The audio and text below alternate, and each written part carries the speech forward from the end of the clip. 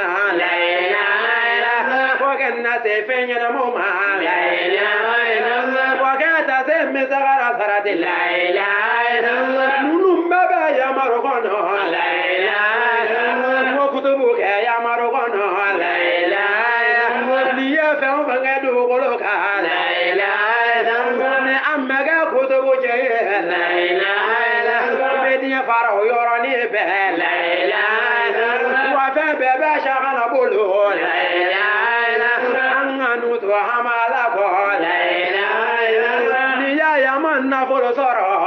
ilaha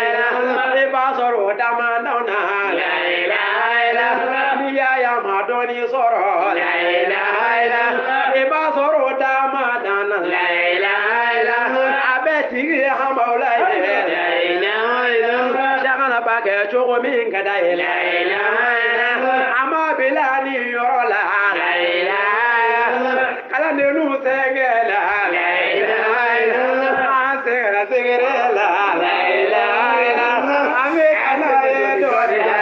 ilaha mena sawa ma la ilaha ala gamna kala ne juma la ilaha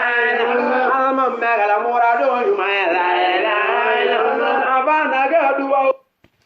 ma la ilaha mo bana ba kula e dirisa la ilaha ni fana kuye che ba ye la ilaha ala ya so bo ya ba la ilaha ni ala ya di ma me ma la ilaha angala tanu ni bo ya la ilaha ala ya so do ni do la ilaha na di mi na ma o ma koro la ilaha na pere la e kunde la ilaha na suma bi mi na o yoro bella la ilaha ale kuma mi dusuguna la ilaha ale du me wati mi na la ilaha wale de kutubu ye la ilaha kutubu zamani ye la ilaha umana mi na shana na la ilaha ale du ye shana ko me la ilaha awele la ayikunda la ilaha ayikunda maula ka la ilaha shana bi sa kutubu ye wa la ilaha shana ko ala ya ke la ilaha shana ya muazu ye la ilaha shana ya mola ye la ilaha ale mo ga kira ya ke la ilaha kira ya so punya baina la ilaha mola ya ba hama la ilaha yala idum kira wa la ilaha shana ya fa mola la ilaha ni ala sona ne be kira la ilaha yala ibite ga jirana la ilaha shana ko ni ala sona la ilaha mola duye sale jita la ilaha shana ya du bolo ge la ilaha e barika ga mola la ilaha o yo robe kira bangi la na mola la ilaha mo shana ga manati ba la ilaha wa shaykana tanu taba la ilaha mi doni wa amato twede la ilaha anga mere salihu la ilaha mo jaru no salihu la ilaha banyangara do gologa la ilaha ale fana weche ba la ilaha mo jamanda la salihu ga la ilaha mo jamanda ga tare go na la ilaha ale fana nyani chama la ilaha mo tare ga kono na la ilaha mona kala kala ne la ilaha we nyani peda ka dugu golo ko la ilaha ma ala sona mi ma de la ilaha mo fana be ka dugu golo ko la ilaha anga miri fo de la ilaha wa filla dugu fo de la ilaha wa fo de qoroba wa la ilaha alaikum me bana kono na la ilaha alaikum me kazaru la ilaha mo kazaru dugu golo ka la ilaha ya ma yili kala ne o fe la ilaha na fele la yoromina la ilaha ako ya fa kala ne la ilaha kuma mina nazaruna la ilaha ya fode soro nyare la de la ilaha ode wili la o yorobe la ilaha ayadu wo kala ne unye la ilaha ale ti so joma ya ma la ilaha kala ne ka do fo de ma la ilaha kwa ka tawale shema ko la ilaha ni mo inu ye jarabi la ilaha ode ka do kala ne ma la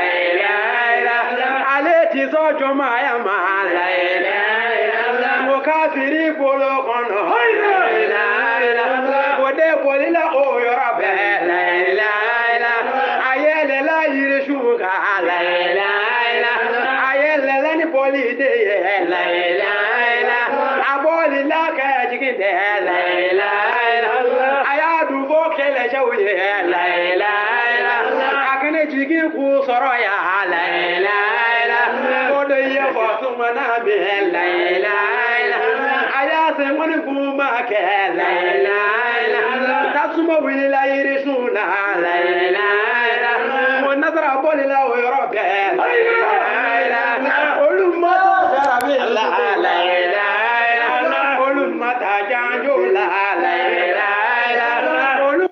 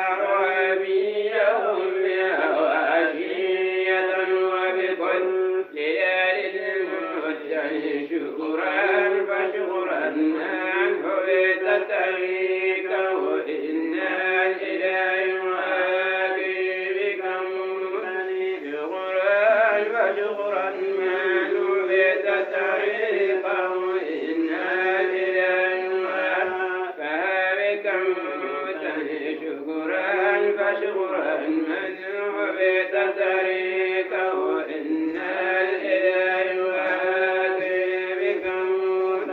جاب الأقول أو القلوب ينال وفلال بفضل يد المسلم من شاء فليؤمن ومن شاء فليمل جمود بياك لتميد من شاء فليؤمن ومن شاء فليهدنا شقيان ردا لا ينسني من شاء فليؤمن ومن شاء فليقبلنا الخبيث أني طوارة يا وياه خرفتهم من روضة من نور أسمر سعادتنا هذه البيوت تباشرا فتلاقى وعني سوى أمسي أتطور ولك نظرتك يا مريد فلا تزل تمسي وتضمي شاكرا للمؤمن وإذا مرت على العيبة فلتقل يا قوم كلكم يقول يا إذا مرت على العيبة فلتقل يا قوم كلكم يقول يا الحمد لله الذي أتى إلى شيخ حماه الأمر يا عيوني الحمد لله الذي أتى إلى شيخ حماه ونور العيون الحمد لله الذي أتى إلى شيخ حماه الأمر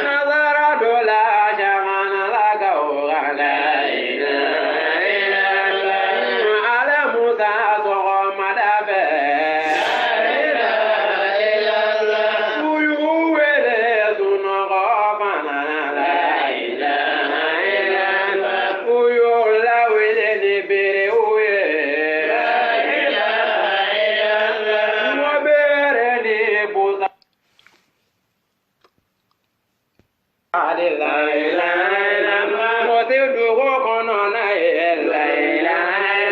Koge jase bure kina kono na